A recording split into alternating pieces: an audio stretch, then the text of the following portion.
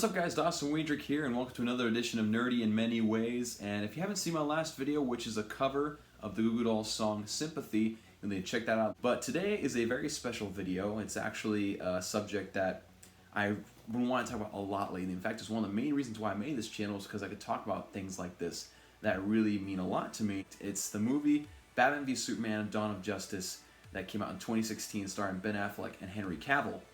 Now, this movie was very highly anticipated. When it was announced at San Diego Comic-Con, it was an explosion of enthusiasm for this movie. People were really anticipating it. People were stoked because of Ben Affleck, a great actor that he is. I mean, of course, a bunch of fans were torn by it, about him being a little too old or this or that. But nevertheless, there was huge excitement for the follow-up film for Zack Snyder's Man of Steel. And of course, Zack Snyder would also direct this one as well. Now, for many of you comic book fans out there, it was heavily advertised that this movie would be a sort of based off of Frank Miller's The Dark Knight Returns, which is one of, if not the most famous comic book storyline in Batman history. And so when it didn't follow this exact format, people were a little disappointed and started to jab at things that really veered off from the comic itself, as well as images of these superheroes that they seem to have. Now, with the Frank Miller comic book series, of course we know that Batman is the villain. If you haven't read the comic book series, basically the idea is that superheroes are supposed to be retired. They're forced into retirement by the government. But Bruce Wayne, or I guess an old-aged Batman, is not okay with that. He just can't seem to hold it back anymore. He needs to go out there and do what his life mission is, which is help Gotham be free of criminals and fight the good fight, no matter the cost. And so he comes back into the limelight, everybody freaks out, and basically label him as a criminal. And Superman is basically hired by the President of the United States, which is kind of based off of, well, I guess completely based off of Ronald Reagan, and to destroy Batman, to take him down and to stop him from being a vigilante again.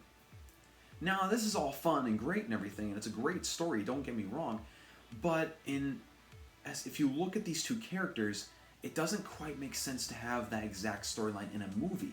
If you have an alien who is shown that he is stronger than anything on this earth, has laser vision, can fly and run faster than the speed of light, and all of these things, and can see through walls, yada yada yada, that's more of a threat to worry about, especially, like I said before, how the people did not know exactly what to think of the attacks by the Kryptonians and Superman's response to them. And so it's very understandable, in my opinion, for the world to all of a sudden debate whether or not Superman should be allowed in their society or not, or if he should be kept in check. And people, when this comes into play, Superman being in check, being criticized by the media in this film, people often start to bash on Ben Affleck's Batman, which in my opinion is the best iteration of Batman that we have had so far. Maybe Robert Pattinson will do better, but it's a very high ceiling, in my opinion. And while we're focused on Batman for a second, I just want to take a second to appreciate just how awesome of a Batman Ben Affleck was. I mean, so many people bash on how, what kind of a job he did, how he portrayed the character, but honestly, he was the most BA version of the character I've ever seen. I mean, I don't even have to mention the warehouse fight that he had in an attempt to save Martha Kent from the Russian, or I guess, as people know him as, the KG Beast. And again, he just did such a phenomenal job at portraying a dark, twisted character who still fights for good and was just absolutely a boss when it came to fighting. And people keep on saying, well, Batman shouldn't have been so easily fooled, Batman's a better detective than that, he's smarter than that.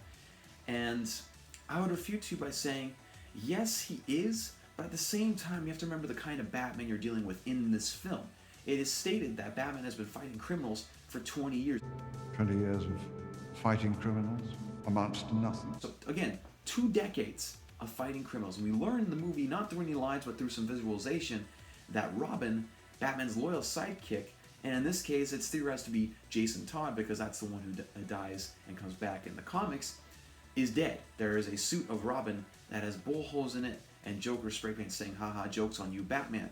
So this is obviously a Batman who has lost a lot of help, lost a lot of people along the way. And in fact, it's also reinforced when Bruce Wayne is talking to Alfred about taking on Superman. 20 years in Gotham, Alfred. We've seen what promises are worth. How many good guys are left? How many stayed that way? So obviously this is a Batman who has lost so much, who has been betrayed so much. And so at this point, he's a very bitter person. He's very bitter, he's very dark, even darker than he was before. Of course, Batman has always been a dark character. But now he's at a point where he sees something that he feels can make up for all those failures, those personal failures that he's had. Of course, letting Jason Todd die, letting all these people go and do evil things, become criminals. He feels it's his fault. So he feels like taking down Superman, who is now perceived as a huge threat, could really redeem him from his own mental prison. This may be the only thing I do that matters. Doing detective work, of course, he's following the clues of the White Portuguese, which is not obvious that it's a ship. People keep saying that. It's not obvious. When you keep saying things in like a message or something from Lex Luthor to the Russian, it's the White Portuguese this or the White Portuguese that. It's never fully obvious. And of course, Lex Luthor, being as secretive as he is, he's not going to make it obvious that it's the White Portuguese or that it's a boat, that it's a ship. He's not going to make that obvious. He's going to make it look like as much of a person as possible to throw off the scent with Bruce Wayne. And you see him using detective skills throughout the movie, and especially as well as fighting tactics. When he's in the fight club, and there's the fighters fighting, and one of them's at a disadvantage, but then Bruce Wayne whispers something into his ear, telling him a weakness that he can expose. Bruce Wayne is utilizing right there, showing his genius in hand-to-hand combat. As well as him at the bar when he's collecting his rewards for betting, and he clones all the data from the Russian's phone to Bruce Wayne's. And so he gets all that data, does all that work, and makes that connection between the Russian and Lex Luthor. Now, to this, people say, well, why didn't Bruce Wayne instantly think that Lex Luthor was behind everything? Well, first off, Bruce Wayne has dealt with corrupt politicians and company leaders all the time.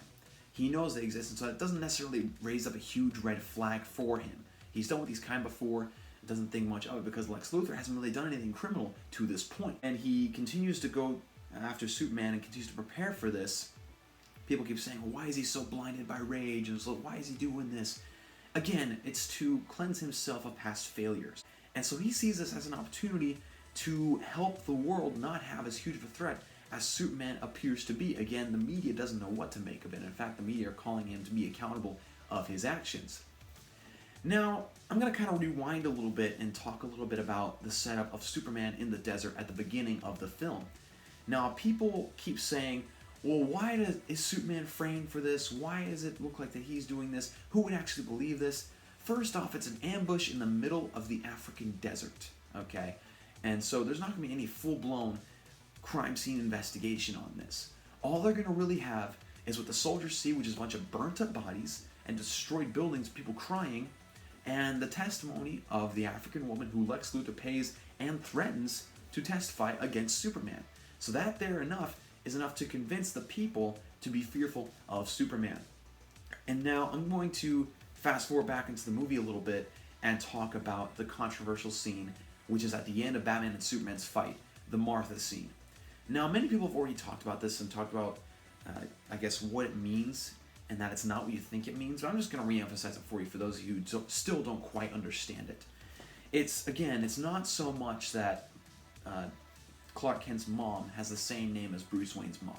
That is not the case at all. Yes, that sends him into a little PTSD episode and makes him think of his mom in that sort of instance and makes him freak out a little bit, but at the end of the day, when he learns that name that Clark Kent says is his own mother's name, it makes Bruce Wayne realize, holy cow, this guy has a mom, this guy has a life, this guy's more human than I am.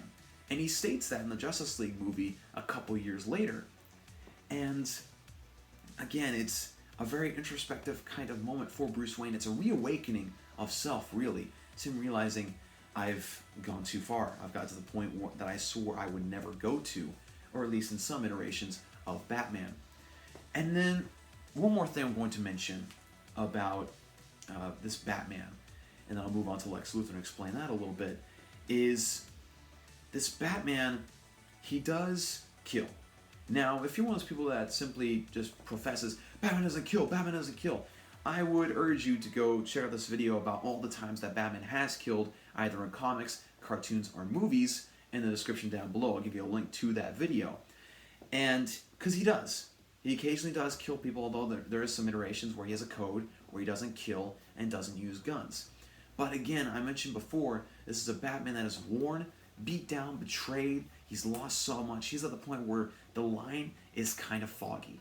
And so he really doesn't care how he gets his mission accomplished, and he gets back to the Batman that we know in the Justice League movies. All I really have to say about that, because Batman, he had a comic book accurate suit, comic book accurate, I guess, intelligence and fighting tactics, and master strategist. I mean, heck, they even showed he was a master linguist by talking to the Russian in Russian. Of course, he said that it was something that a Russian ballerina taught him, but we all know that's not true. It's a little cover for him as a billionaire playboy. And now, for my last bit of this video, I want to talk about Lex Luthor and his plan. And first off, Jesse Eisenberg, I feel like did a fantastic job at this role. Many people criticized him for, quote, playing the wrong criminal, playing the wrong villain. People thought he was more like the Riddler, which I can see the similarities. There's no doubt there are similarities between that. But what people tend to not realize is that this version of Lex Luthor is a comic book accurate version of Lex Luthor. There's in fact many comic book iterations where he has long hair, he's younger, he's first starting out, he's kind of coping with his superior intelligence, and it kind of makes him a little bit crazy. And so this is the early stages of Lex Luthor that Zack Snyder wanted to focus on.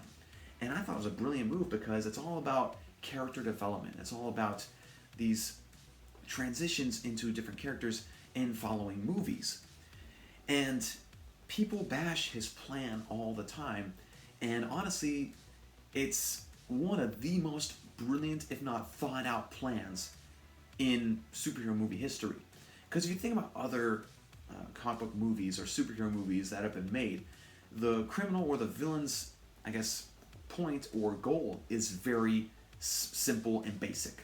Okay, first off, Loki in Avengers, the first Avengers movie, simply gets the Chitauri into New York and destroy the world. In Batman v Superman: Dawn of Justice, we finally get a comic book / graphic novel villainous plan. One that's very well thought out, very thorough, and one that shows the villain doesn't simply just stop at one aspect of the plan. There's backup plan after backup plan after backup plan. I'll explain. Lex Luthor, basically, his entire concept is to destroy Superman by any means necessary, or in any way necessary.